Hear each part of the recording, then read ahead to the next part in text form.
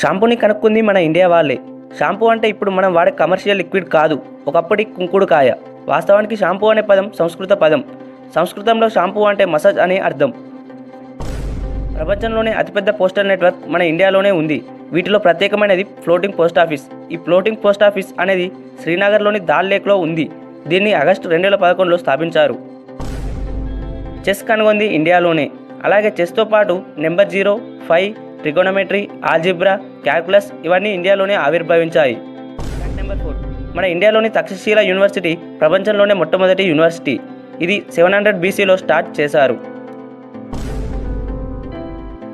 ప్రేమను చెప్పడానికి ఇంగ్లీష్లో లవ్ అనే ఒకే ఒక్క పదం ఉంది, కానీ సంస్కృతంలో ప్రేమ అనే అర్థం వచ్చే పదాలు 96 ఉన్నాయి.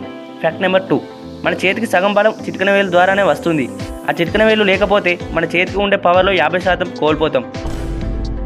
Rabindranath Tagore Indian national anthem జనగణమనని రాశారు అని మనకు తెలుసు, కానీ బంగ్లాదేశ్కి కూడా నేషనల్ యాంథమ్ రాసిచ్చింది రవీంద్రనాథ్ ఠాగూరే. మన తిరుపతి బాలాజీ టెంపుల్ అలాగే కాశీ విశ్వనాథ్ టెంపుల్కి వచ్చే జనాల సంఖ్య మక్కా, వాటికన్ సిటీ రెండింటికి కలిపి ఎంత జనం వస్తారో వాటికంటే ఎక్కువే. మెదడుపై ముడతలు ఎందుకుంటాయో తెలుసా? మెదడుపై ఉండే ముడతలు స్మార్ట్గా ఆలోచించడానికి సహకరిస్తాయి. వీటి వల్ల ఎక్కువ సమాచారంని మెదడులో నిక్షిప్తం చేసుకోగలుగుతాం.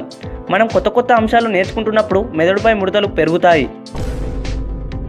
మెదడులోని కుడి భాగం శరీరంలోని ఎడమ భాగంను, మెదడులోని ఎడమ భాగం శరీరంలోని కుడి భాగంను అదుపు చేస్తుంది.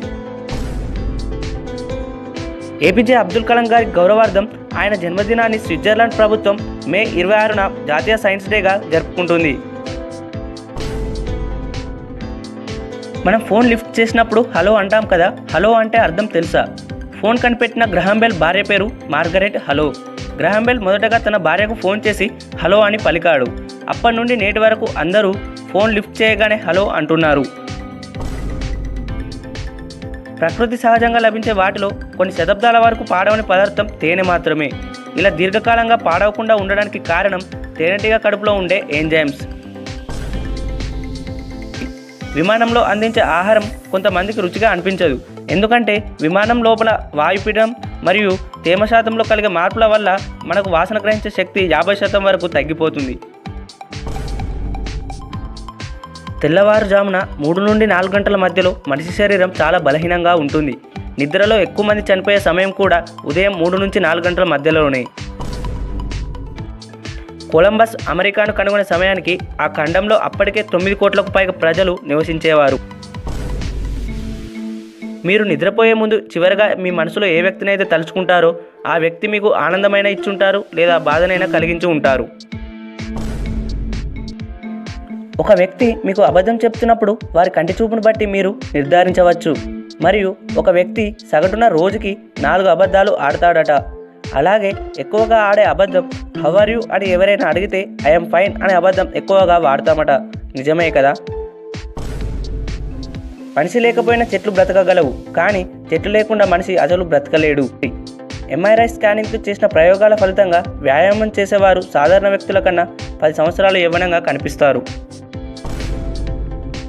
ఈ భూమి మీద ఉన్న మనుషుల బరువు అంతా కలిపి ఎంత ఉంటుందో భూమి మీద ఉన్న చీమల బరువు అంతా కలిపిన సుమారుగా అంతే ఉంటుంది. చీమలకు ఊపిరితిత్తులు ఉండవు. శరీరం మీద ఉండే రంధ్రాల నుంచే ఆక్సిజన్ లోపలికి వెళుతుంది, కార్బన్ డైఆక్సైడ్ బయటకు వస్తుంది. భూమి మీద నివసించే జీవులో ఆస్ట్రిచ్ గుడ్డు పెద్దది. అంతేకాదు ఆస్ట్రిచ్ గుర్రాల కంటే వేగంగా పరిగెడతాయి. అలాగే మగ ఆస్ట్రిచ్ సింహంలా గర్జిస్తుంది.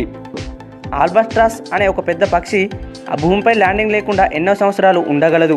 ఇవి మొదట 6 సంవత్సరాల జీవితాన్ని భూమిని తాకకుండా సముద్రంలో ఎగురుతూ గడుపుతాయి. చూసి రమ్మంటే కాల్చి వచ్చాడు అని అందరూ హనుమంతుణ్ణి అంటారు, కానీ ముందు ఆయన తోకని కాలిస్తేనే లంకను కాల్చాడు అని ఎవరు అనరు. మనుషులు కూడా అంతే. ముందు వాళ్ళు ఏమన్నారో అది చెప్పరు, మనం ఏమన్నామో అది మాత్రం ప్రచారం చేస్తారు. మీరు ఏమైనా ఇంట్రెస్టింగ్ క్వశ్చన్స్ అడగాలనుకున్నా లేదా ఏ విషయం గురించి అయినా తెలుసుకోవాలనుకున్నా కామెంట్ చేయండి.